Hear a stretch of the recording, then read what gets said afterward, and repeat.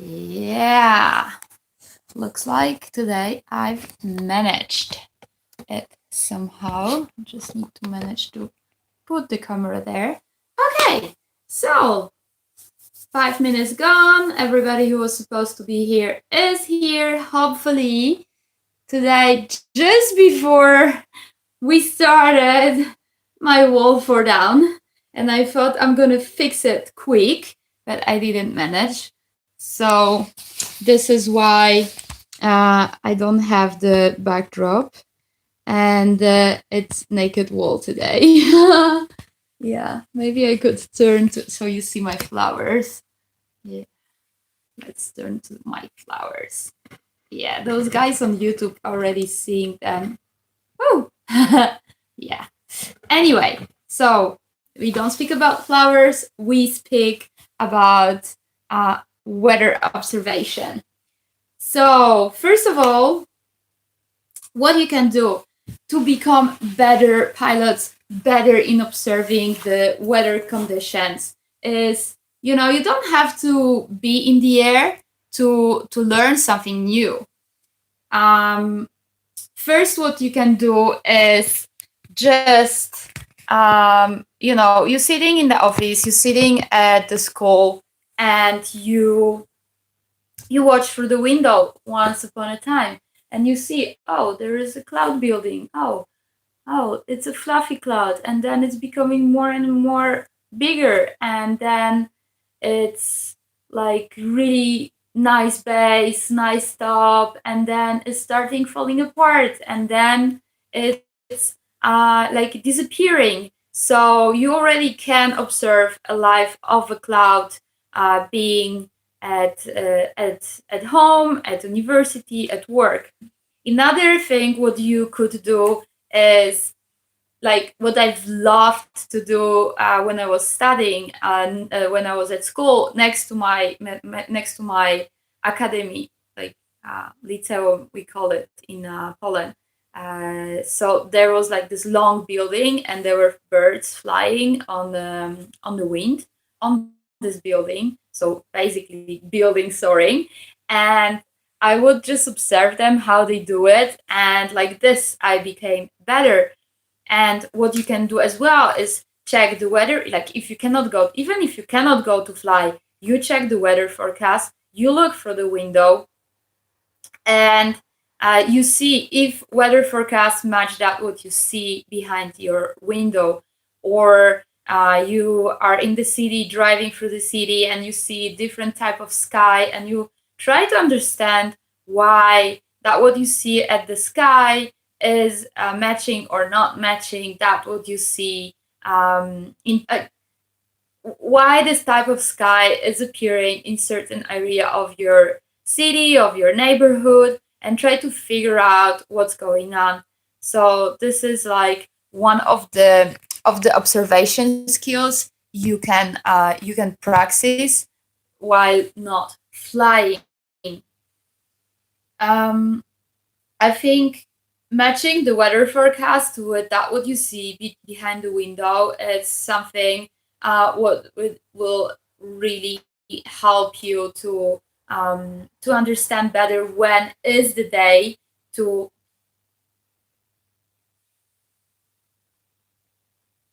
sorry, my Instagram crashed. When is the day when you will go to fly finally for some big cross country, and you can start to analyze and figure out why the weather forecast didn't work, or why does it look differently than that what was prognosed. So what I'm using for my prognose when I go to fly, I use usually Meteo Blue, Windy, Meteo Parapente if I'm in France more than here in Austria. In Austria, I use more Austrocontrol, and generally, I don't have one website where I am watching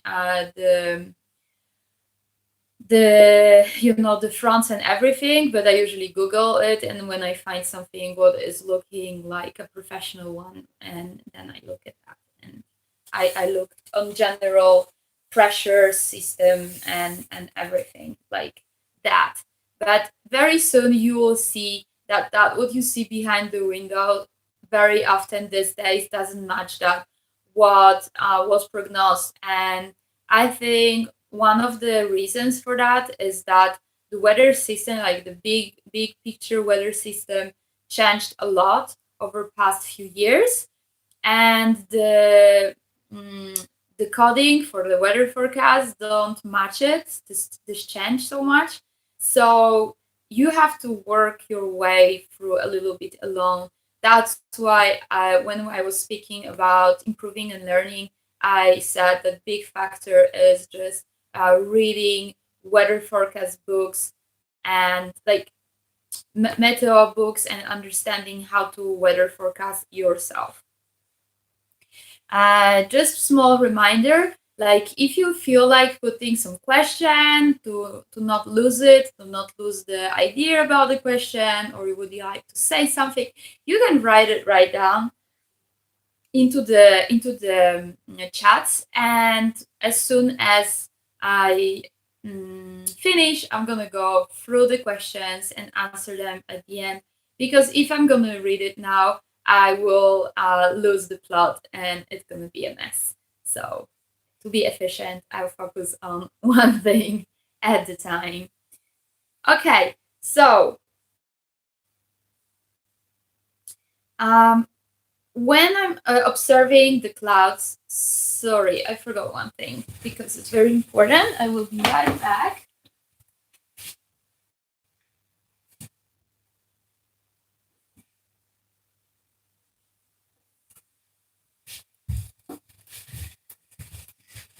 What you can learn from observing the clouds before you even take off, and from the picnic and walks and everything is, for example, I don't, because I'm doing live, it's very hard to share with you my images, so I'm gonna use the book Meteorologie. It's a very good meteorology book for those of you who speak German. So I'm gonna show you, like, you have different types of clouds, and when you look at them, you can start imagine, where can be the thermal heating? So to not make you guess, normally in our, I think this cloud is the best to explain you the thermal heating place. So when you look at this cloud, here is like this darker place, and it's like into the cloud, and this is probably where, sorry, because I'm reversed. This is probably where the thermal is going into the cloud, and and this is one of the things what is making me think that the thermal is there. If you are flying in Brazil or a very humid day, this might be like going down. And if the thing is going down, this is probably where the thermal is hitting the cloud, because there is more compressed air, and you know that it's a little bit more humid. And like if you look at the clouds, this could be falling apart or building up. It's hard to say for me from here.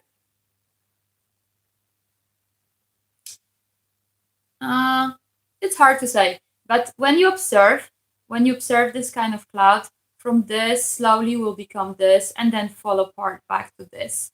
Generally, the cloud which is building up is more like fresh, more fluffy, more like humid, and when the cloud is falling apart is more stick together and more like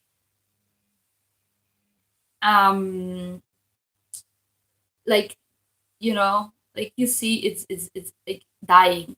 So this is what you can learn from observing the clouds and sitting on the ground, sitting at the takeoff. You see the cloud building up, falling apart, building up, falling apart, and like this you understand better how the clouds are having, like how looks the life of the cloud, and when you are in the air you will be able to make better decision whether to go for this cloud or for another, to avoid the situation that you will arrive under the cloud and it's gonna die. Another thing which is very nice on this picture is the beautiful highway of the clouds. And when you observe it, you know, like, okay, if I thermal here, then I can jump here and boom, boom, boom. And then I don't need to thermal all the way up, or I thermal on one time all the way up and just go under the highway. Like for me, one of the best places with this type of cloud highway I ever experienced was in Pinzgau, where I used to learn to fly cross country, and because of the Bavarian north wind, which is moving in and from the north, and the south slopes heating up during the day, you are having this beautiful like kind of convergency on the top of the mountain. And the north wind on the beginning of the day is quite smooth, so the thermals usually were winning. So you have this street, and you could like at the beginning of the day you needed to thermal all the way, like this is the ridge. I needed to thermal, boom, boom, boom, and then during the day when the thermal activity and the wind is a little bit increasing, you would this all clouds would connect, so you could just go like this under without needing to thermal, and then you would know that the Bavarian north wind is winning because the cloud would start like go make a turn over the past turn, where the north wind is going stronger in, for example, and then you knew, okay, now this is time to switch to the north south side of the valley, so to the north slopes, because here if I'm gonna stay, I'm gonna get flushed out. Okay, so this is like a basic local knowledge, one through observation. So, as example,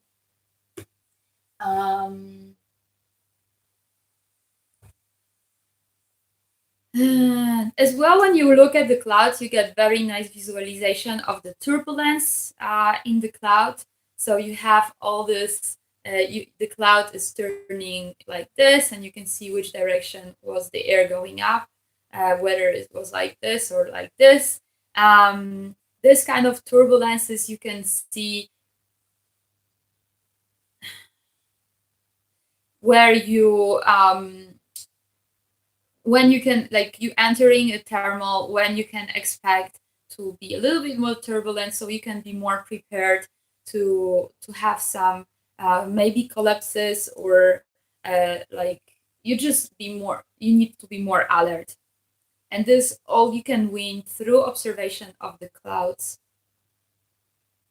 As well, what I really advise you is to understand which cloud means what. And this you can win through observation.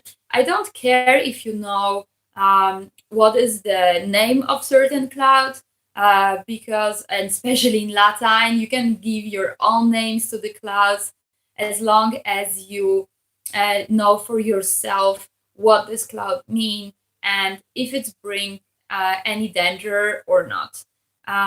If I can use it as a to thermal or not. So definitely the clouds which are interesting for us to fly are all types of normal cumulus clouds. But if I start to see like kind of I will throw your names like Castellanus and Congestus and CV clouds, or like typical. You need to know how the typical cold front look in the air when it's approaching, because then you can faster recognize this is approaching and you can make faster decisions in case you oversee it in the weather forecast, and you will better know when to go to land. So I don't advise you to observe approach of the cold front from the air, being in the air, but this is very cool stuff to observe on the ground. Is definitely many times very spectacular, and I just love it. Same thing is with the föhn. Like sometimes in the weather forecast, you will see there's like a föhn tendency, and actually you might go to fly but you have to know how does it look if this föhn tendency is turning to the föhn which is breaking through. And you will be able to know it when you study the clouds. Alrighty, so how I understand how the what, but I get a lot of questions about the valley winds and where to find the thermal. So valley winds, how is the easiest way to visualize them? Imagine or observe the river on the bottom of the valley. Which direction does it go? And then the valley wind usually go just the opposite direction.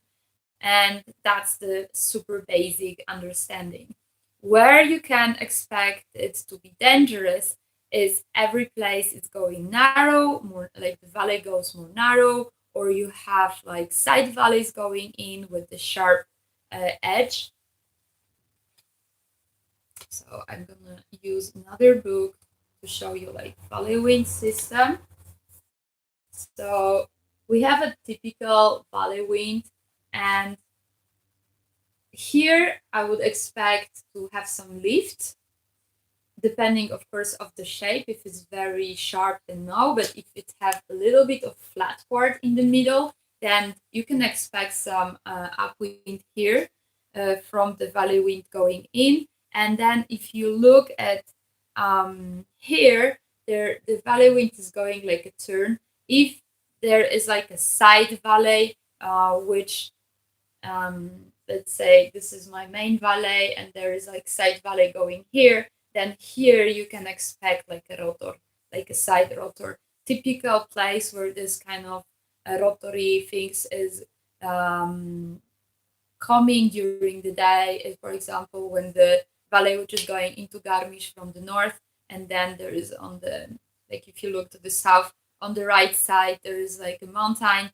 and there is like this valley wind is going over, going around, so you have like side rotor, then you have a lee side from the top because there's like another small valley coming in, and then you have like thermal there, and it's very messy. The best way to try to visualize all this valley winds flow is, again, you go to the mountain river and just observe how the water is behaving on the rock, and then you will see where is like this calm water pockets because it's protected from the stream, like by the big rock, or where the water is going over and doing like a big turbulence, and where it's accelerating and even going doing a wave. So observing the river, it gives you a huge knowledge about valley winds flow. So what you really like, I hope you've got it during your education. When we have the main chain of the Alps, generally the winds are going into the main reach because it's the main reach is getting the sun the soonest during the day, and there's becoming like warm, so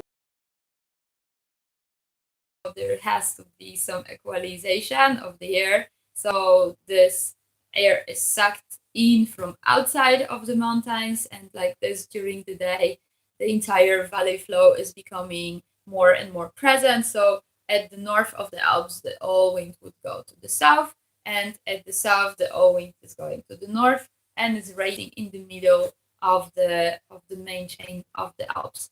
And so if you look at the all main valleys going into the main chain of the Alps, there you can expect stronger winds. And even on Brenner, you all see all the trees growing like this. And basically, if you come to some place at evening or early in the morning and you see all the trees one direction, that's mean probably there are some strong valley winds at some point of the year. And so the trees are adapting the shape so they don't have to fight it all the time.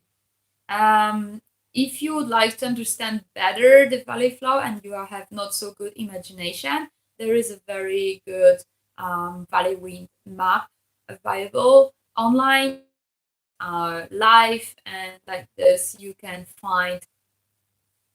uh, find it and maybe buy it so you can visualize it a little bit better. Okay, then the thermals. Thermals is very interesting as well. If you just imagine like 3D map of the Alps or whatever place you are, and that there is like a little bit more maybe oily substance, like fluid on top of it, and then you put it upside down. And every place this substance will like drop from the map. This is every place where you could expect thermal in the mountains. So this is one very cool way to imagine where to find the thermal. And on top of that, of course, you use the roll on wind on land. And if you're in the air, if somebody is thermaling there, so like bird or other glider. And there is another 2 points for 5-star thermal place, which you can Google. And this is like theory by Bob Curie. Uh, yeah. And then, if you're in the flatlands, this is a little bit more, for some people, complicated, but for me, much easier because I am flatland pilot.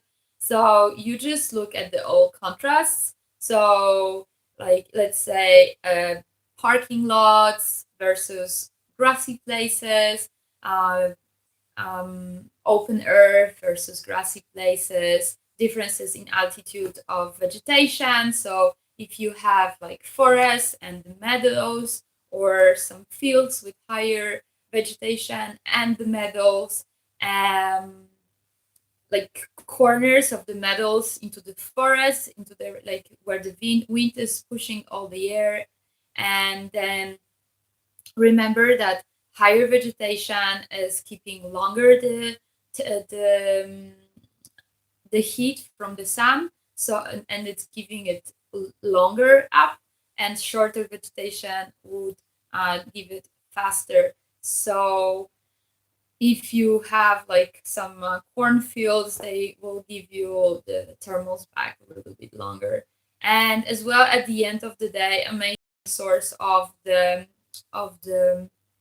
thermals are big roads, even smaller roads, and the big parking lots, big factories.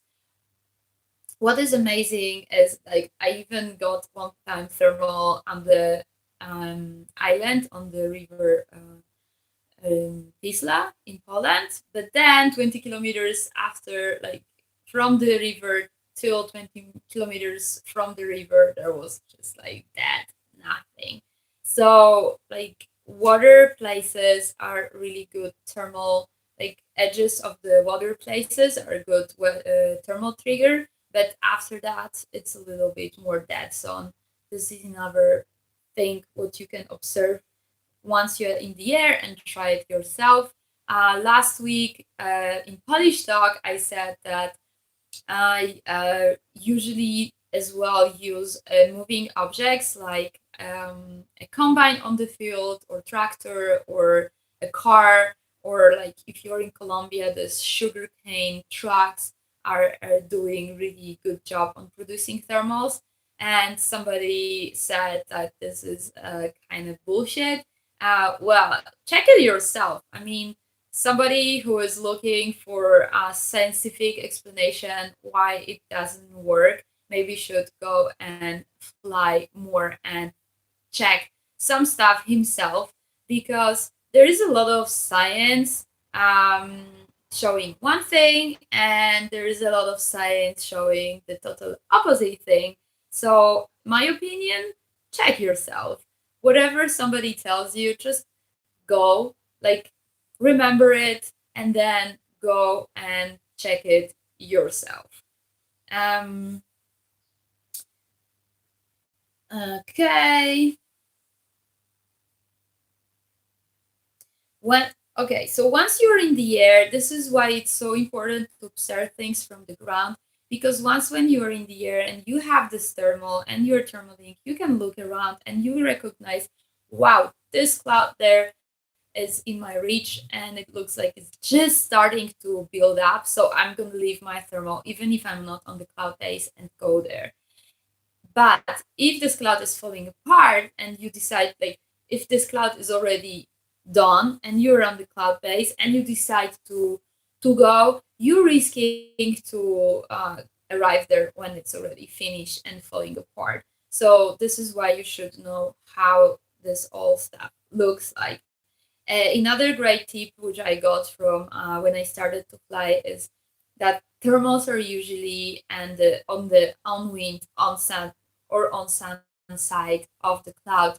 So if you have a really big clouds, then just try to check it on wind and on sun side if there is a stronger core, because there can be like a side core at the end of the cloud and you will waste your time thermaling that one. Okay. When you're on the takeoff, usually I take my time to observe the like I call it like I try to feel the brave of the valley and brave of the mountain I am on. When you arrive early in the morning, first of all, you will feel like some small winds, which are still like the night circulation, and then more and more you will start to feel the wind coming from the front on the takeoff, and it's becoming stronger and stronger, and you can even see the meadow in front moving and the trees in front moving, and then you know, okay, that's a good moment to take off. Usually, like extra information would be a bird starting to thermal around, and this kind of things. Of course, if you have a place where tandem pilots are flying, usually they fly from the very early in the morning, and first they're just going downhill, and then they're gonna start to thermal, or even if they don't gonna start the thermal because they have policy just doing downhills, then you will see that they first go up and then go down, and that's a good moment to take off for you. And observing this way, you will understand better for yourself when is the good moment to take off. For me, the best one is when I feel like a little bit of breeze and then I feel like nothing. Then I usually consider it that there is a thermal in front which is stopping the wind, and then there's this slight wind starting to come again, and then usually I take off, and then I usually go into thermal. On top of that, if you have the opportunity to look far ahead, then you will see that the trees or the meadow in front is starting to move. And the best moment for you is to take off before the thermal arrive and then fly into thermal. It's less stressful and you will be higher off the ground when you hit the thermal. Another good thing is to observe the pilots and how they enter the climbs and exit. And like this, you can understand better the shape of the thermal and how it's moving during the day. So, yeah, these are the very basic things what I'm observing. Another thing what I love to do if I'm not on the competition, even in my competition, I tend to do it sometimes, is to follow the birds and see how they are thermaling, how they are um, like they never thermal perfect circles. They usually go like a little bit edgy, and I follow them and look at that. And then when they go for transition, I just follow them, and usually that's the best way to go. And they are masters. Come on, it's like they are so many years ahead of us in flying, and they like kind of get it with the genes. So they're the best teachers ever, and I just love to observe them and learn from them. Okay, so that would be the very basic of my observation. I've seen some questions in Instagram, so I will go back to it to answer the questions. If you have any, please drop it. I love questions because it helps me organize my knowledge as well. And please let me know like how you feel about that, what I just taught you, like what I spoke to you from my experience. Do you have same observations? Do you have same experiences observing the weather? I'm really curious. So okay, Pavel Tsipel is asking how you launching in strong conditions. It's not very the topic, but I can answer it. First of all, this is one of the things what I said just before. If the wind is strong and the conditions are strong, I'm waiting for this low wind because even if it's very windy takeoff and the day have strong conditions, then you will have a strong thermal in front of the takeoff at some point, which gonna stop the wind.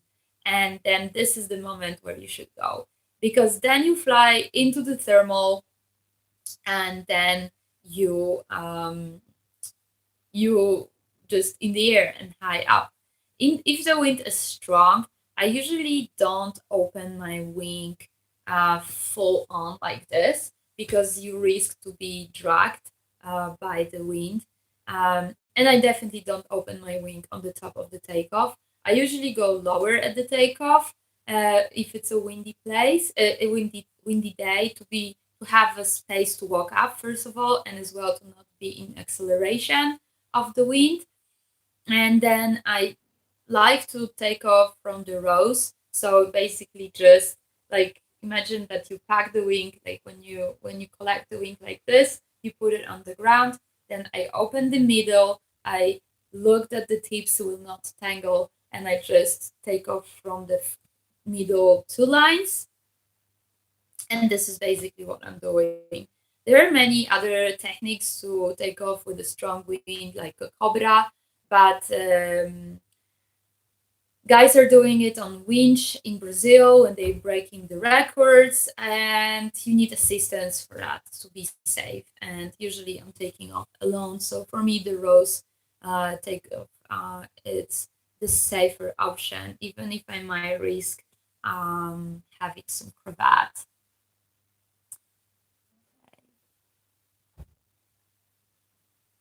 See. What clouds are forms? Like there is another question from Pavel. What clouds are forms on cold front?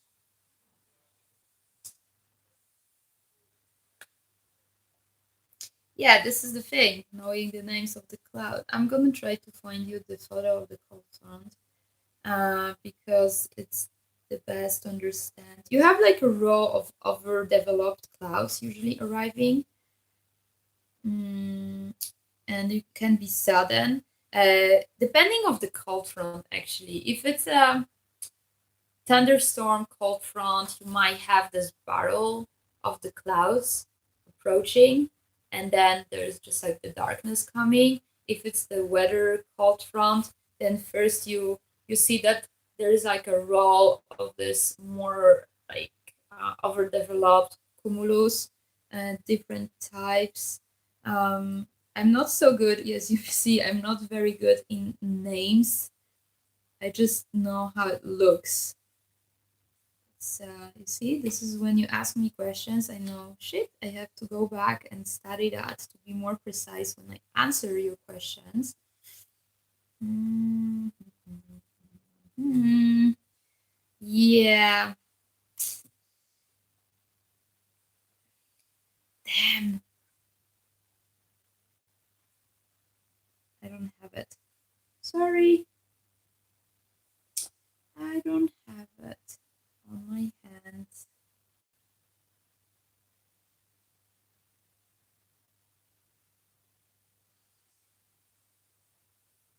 basically, first row of the clouds are more overdeveloped cumulus, and the back side usually then it's coming already like a congestus, and you have a rainfall. Sometimes you can have this barrel just going, like big barrel of the clouds, and it's like super intense black on the back. And yeah, but before you see this, usually you have a gust front arriving, so you shouldn't be in the air. Okay. What about tactics on flight in competition? Do you make decision in flight, or you planning everything at the ground? Um, yeah, this is another question which is not the topic, but I will answer it again. Um, Basically, I do some strategy for myself at the takeoff. I'm an old generation when we flew with the photographs and map, and I was trying to, and then we've got just GPS, which was arrow. So to understand where to go, you needed to memorize the task and visualize it before you go, uh, including like 3D visualization of the terrain. And I usually do like 1, 2 strategies how I would like to fly the task, and I imagine what would be the best way to go. But definitely, once I'm in the air, um, and I see what my concurrence or the majority is doing, I try to follow them. Sometimes I'm just so tempted by my plan that I don't follow them, or I see like I think very good way to go and I don't follow them. But usually the gaggle is winning you. So anyway, the best is to follow the gaggle, and not 100% of the time, but most of the time. And definitely I'm planning in where I'm gonna start to attack, uh, like start my attack goal, my goal attack. Sorry, I reversed the sentence. My goal attack, and what are would be the things would I would have to be careful about, and for sure I'm analyzing where I can just go and where I have to slow down. But then I adapt my tactic in the air all the time, and it depends of what is the goggle doing, what I did, if I fall off the goggle, if I'm on the top. It's like being on the top is very comfortable position, but you sometimes you just like you fall off and you have to catch up. And whether I'm just conservative or I'm attacking, it's very much depending on the day conditions and what others are doing as well. Sometimes I have situations where I have a very good pilots group, like 10 or 15, attacking to front and escaping the big goggle, and then I definitely will follow them. This is like I just love to be in front and race hard. So I don't like this, cruising around and waiting for a big goggle to move. So as soon as I have a good company to go, I go. So this is like a basic of my tactics, uh, planning, and I will do a bigger topic on that it's in the future. I need to scroll. Oh, shit. Hmm.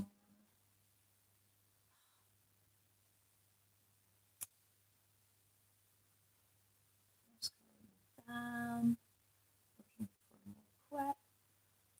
I love Instagram. Mm.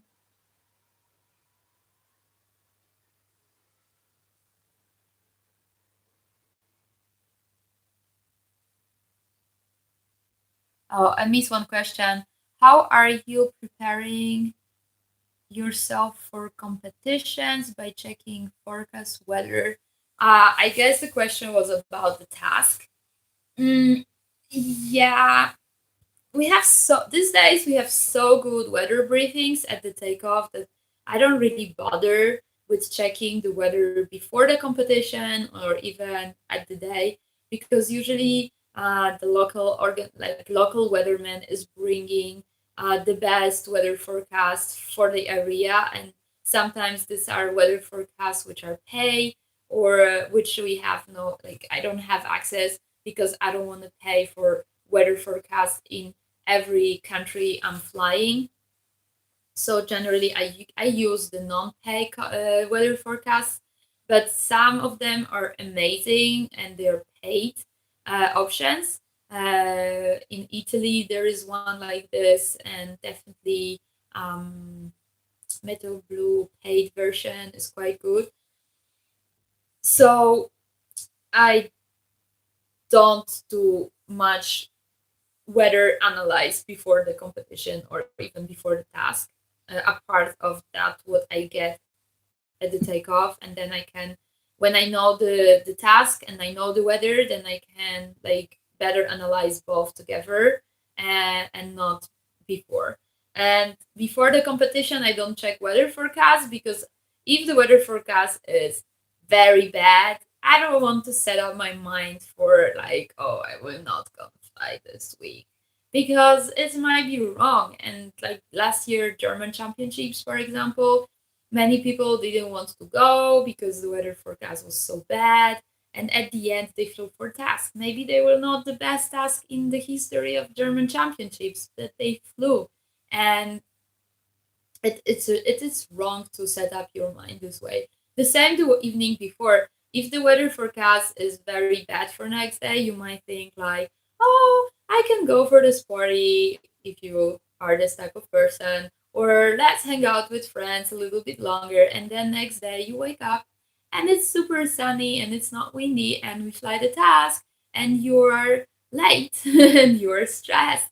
So for me, the way I am in the competition until it's not over is not over, and I'm focused every day on 100%. So for me, every day, I imagine it's the best day of the week.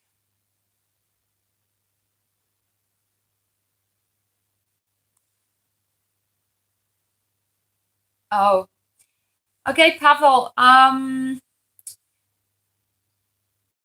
It's hard to explain it to you without having some help tools.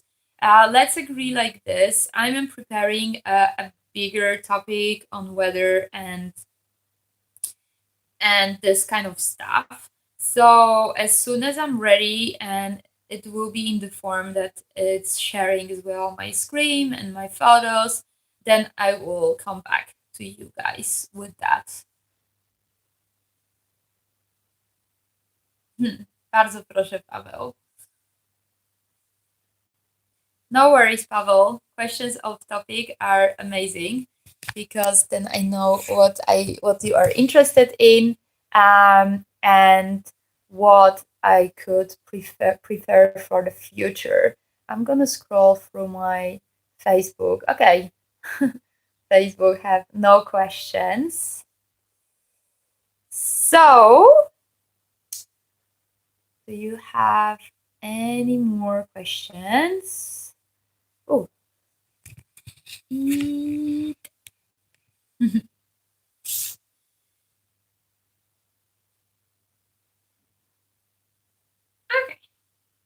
Doesn't look like any more questions are coming in. To summarize what I was just saying before, I strongly recommend you, when you're reading a book as well, like there are some great books out there. For me, Secrets of Champions is still one of the best books. And there is for sure from Kelly Farina Mastering Paragliding and 50 Ways of Fly Better. And if you read the book, uh, you go out, you fly, and you just make your own observation, and you look what is working for you or what is not working for you. And like this, only you will become a really good pilot. And it's so important to use your own brain and not just do what other people tell you, because they might be wrong. I mean, or it might be their experience and something what they can use and something what you can't yet use. So this is my point of view, and I really strongly encourage you to always look at the clouds. I have a sticker on my car. The driver might be distracted by the fluffy things on the sky called clouds. So, but I'm trying to drive safe, but still I'm having my eye on it and always try to imagine how I will go in this valley, how I would take that cloud street. And as well, if you, for example, are flying in some place which is like Kruševo, then or any other flatland, you are asking yourself in the air like, why is there also always in this place? And then you're driving through the valley, and you see, oh, there is a small hill, or there is a little cliff, or there is a little bowl, and you understand better and what you can expect. Where.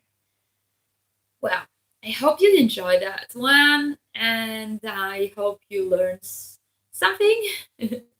And I already said it last week. I'm not gonna do every week anymore because the days are getting longer and we want to, like, you probably will want to hang out more outdoors if the weather is good, and me saying I'm now staying longer doing stuff outside, and I don't want to run super late with this kind of lectures, so I'm gonna change a little bit the format in next weeks, and I'm gonna communicate it with you on time. So probably next week will be no live anymore, and I'm gonna switch probably to some pre-recorded stuff because like this I can share my screen with you and explain some stuff which I can't explain when I'm doing live. So thank you very much for being with me live tonight, and wish you a very nice week, and talk to you soon. Bye.